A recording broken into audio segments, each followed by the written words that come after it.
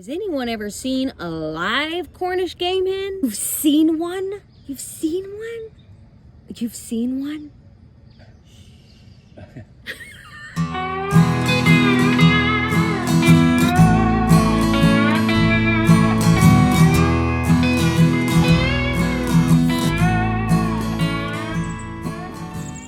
Hi, and welcome to Reading with Polly.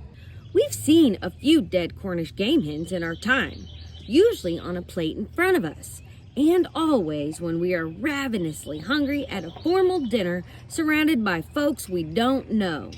We feel we have to eat the bird with a knife and fork. Without picking up the dead hen and eating it with our fingers, we are capable of extracting a good 2 or 3 mouthfuls worth of edible meat before we give up on meeting our protein requirement for the day. As you can see, we have more than a little hostility toward these little bitty particles of poultry. So we are going to expose a nasty scandal about Cornish game hens, aka rock Cornish game hens. They are nothing more than chickens. Pre-adolescent chickens, in fact. That's right, Cornish game hens, despite their highfalutin moniker, are nothing more than immature versions of the same broilers or fryers you buy in the supermarket. A rock Cornish game hen could theoretically grow up to be a chicken McNugget. At least a chicken McNugget gets eaten. What? We have all seen a live Cornish game hen.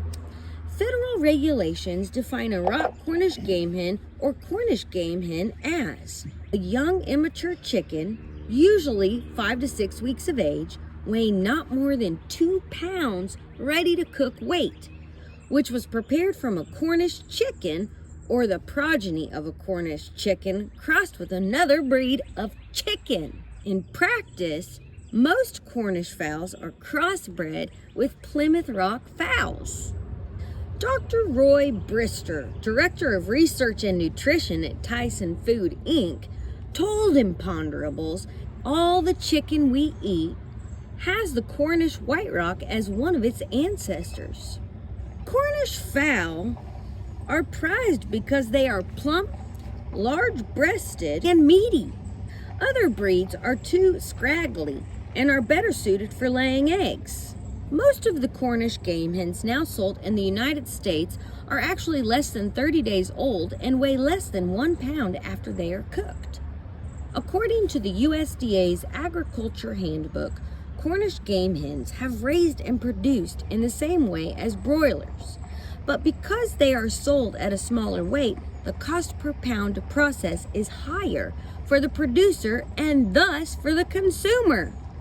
But let's face it, it's a lot easier to get big bucks for a product with a Tony name like Rock Cornish Game Hen than it is for chick or baby broiler.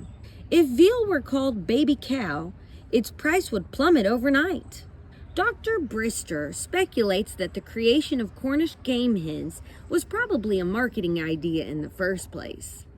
While we are pursuing our literary equivalent of a current affair, one more scandal must be unleashed. Not all those Cornish game hens are really hens. Legally, they can be of either sex, although they are usually females because the males tend to be larger and are raised to be broilers. In fact, if immature chicks get a little chubby and exceed the 2 pound maximum weight, they get to live a longer life and are sold as broilers. This week's Imponderable was submitted by an anonymous caller on the Mel Young Show, KFYI AM, Phoenix, Arizona. Thanks for listening to Reading with Polly. Bye-bye. Get out of here. Bye. Are you still here?